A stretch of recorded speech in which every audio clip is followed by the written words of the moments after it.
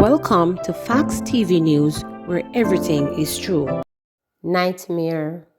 Howell's content carrying on. The last 8 months have been a nightmare for the family of 8-year-old Xavier A.J. Phillips, who was fatally shot when armed men opened fire on a group of football players early one Sunday morning. His parents have lost their will to live, and his grandmother blames herself for his death. The fact that no one has brought to justice for his death is that the salt being poured into an open wound. 27-year-old Brittany Berry wears the grief of her only child's death like a heavy cloak. She tries not to listen to the inner voice that, soon after he was killed, began telling her she had no reason to live. The way in which her son died, she said, brought back unwelcome memories of the horror she felt when her father was shot and killed in February. Sometimes I have some thoughts like, me no bother want live no more, because me no have nothing to live for anymore, Berry told reporters, her face wet with tears. The pain is intense as she grieves the loss of not only but 2 of her babies. I buried my son September and ended up in the hospital October, where I lost another boy again at 6 months. As a result of this, she explained. His father is still hurt and Afia keep busy because if him stay one place, him a go ball every day. He has even stopped working because he says he has no one to work for as AJ was also his only child. The tragedy has also taken a toll on Xavier's grandmother, Eva Brown, who, Berry said, is blaming herself for his death. The young boy who lived with his paternal relatives in northern Clarendon was on holidays with his mother and maternal relatives in Howell's Content in the southern end of the parish when he was killed. She kept saying she took him from his home to spend time with her and subsequently caused his death. She is taking it very hard, said Berry. Her son, she said, had been a very helpful child. He was a brilliant child. He wanted to know everything, and you have to explain it to him. I was never looking for this because me no trouble people, she said. The family longs to hear that the young boy's killers have been caught. Efforts by reporters to get an update from the lawmen initially working the case at the Four Pass police station were unsuccessful. A female cop who was on duty when reporters visited said her colleague had been transferred to another police division and that she was unable to see who has been assigned the case he was working on before he left. I'll know no police no call me and update me. I just hear news along the way that those who did it were caught. Them not tell me nothing. Nothing me no hear almost a year now, said Berry. Me only hear people as the police catch the boy them, but me not go be the one to say anything because I don't hear anything official from the police. While closure would be welcome, she knows it will never be enough. Me question it me say if police even catch them, what's the sense? Because that now go bring him back. And I'm a one picking. Them a go continue live life, having 3 meals a day, no bills to pay, and me not paying every day, she said. She often replays the events of that fateful day in her head when the child they thought safely tucked away in his bed was gone down. I woke up to a call from a cousin all the way in Camps Hill that AJ was shot. Me say, which part? AJ they get shot. I called my mother, but she was cleaning the church and left him in bed sleeping early this Sunday morning, said Berry. She recounted a by now well-told tale of terror. A Toyota Pro Box pulled up in an open lot. 2 men got out and began shooting at the footballers. That's when he got shot because the target was not on the field but was next to my son in a shade area. Them just bust the car door and start fire shots, sending everyone running for cover. Everybody around for them life. Nobody no member say them fi look for him, the young boy's mother sobbed. Cold case angers dad. Jamaica's capacity to nab and prosecute the perpetrators of criminal violence against children has been questioned by a grieving father who said the family has been in the dark over the rape and murder of his 14-year-old daughter almost 4 years ago. Lionel Francis has been a shell of himself since the gruesome death of Yetania Francis in Arnett Gardens, South St. Andrew on August 23, 2018. The enduring trauma from that day has continued to haunt the family, worsened by the information blackout from the police force, which has not advised them of any progress of the investigations. It's emblematic of the crisis of cold cases that continue to dog the constabulary. Day by day, we have been trying to put ourselves as best as possible. It is always fresh. Anytime anyone mentions the name, especially when family gets together, it is always fresh in memory. Sometimes for that reason, we try to stay as far as possible away just because of that, Lionel said during an interview on Sunday.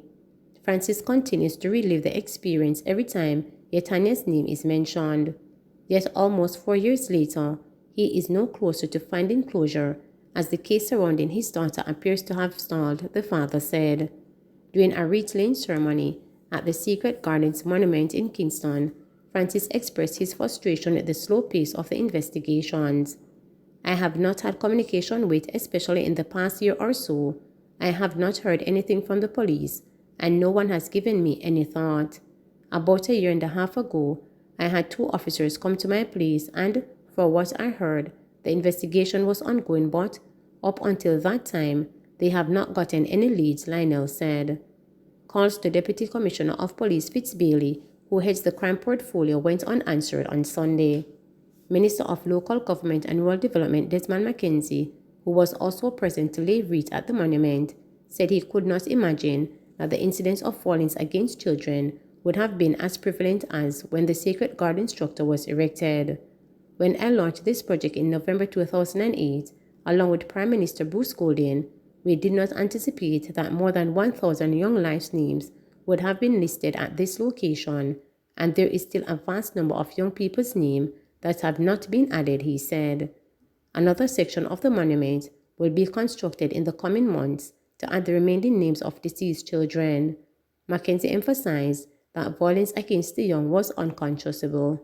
I don't know much about policing or how many laws you can put on the books. As far as I am concerned, crimes against children should be treated differently, and those who murder our children should get the capital punishment and death, Mackenzie, who is also Member of Parliament for Kingston Western, said on Sunday. The pronouncement is likely to spark resistance from death penalty opinions, who pointed out that the Pratt and Morgan ruling from the Judiciary Committee of the Privy Council, Jamaica's final appellate court, has effectively abolished capital punishment, although it remains on the law books. The last hanging took place in Jamaica in 1988. But Mackenzie was at the ready for detractors. These are persons who are saying that it is a backward step to talk about hanging, but the price that these criminals are paying and careless parents for brutal assault, we are not able to see anyone paying the price that they ought to, he said. Mayor of Kingston, Delroy Williams, shares similar sentiments. The issue of murdering children and violence against children is really a very serious issue. I believe that I would concur with Minister Mackenzie with respect to looking at the issue seriously in terms of the legal framework, said Williams. Rosalie Gage Gray, Chief Executive Officer of the Child Protection and Family Services Agency, CPFSA, revealed that reported cases to her office have returned to pre-pandemic levels. We are back up to over 1,000 cases per month. We're still concerned about the vicious violence that is being perpetrated against our children, she said. Gage Gray shared that for the most common cases seen by the CPFSA included neglect, physical abuse, and sexual abuse. There has also been increased concern about mental health and psychosocial issues, which have arisen from violence-induced trauma.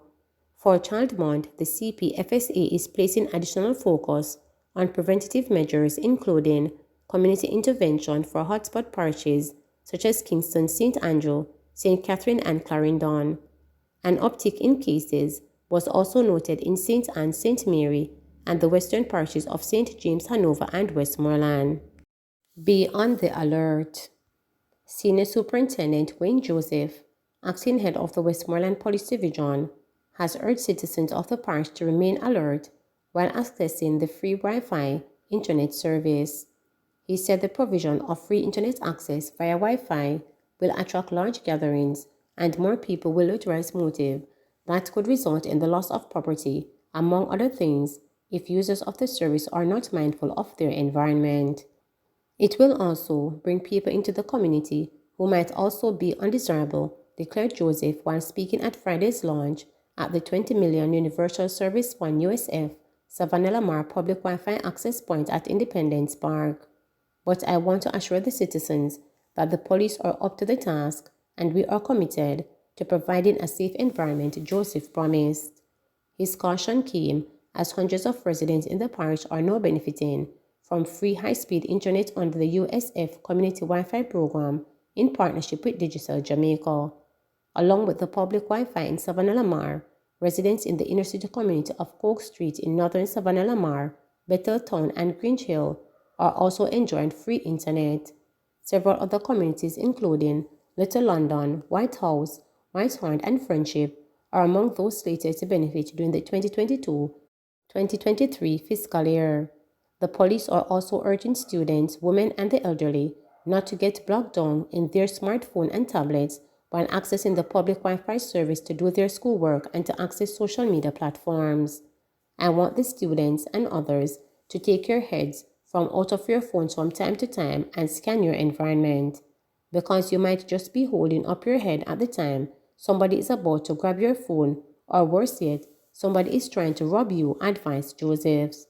In welcoming the initiative, he also admitted that with the increased demand for internet services, there will be a need for increased police presence, especially in the monitoring of the undesirable people in this space.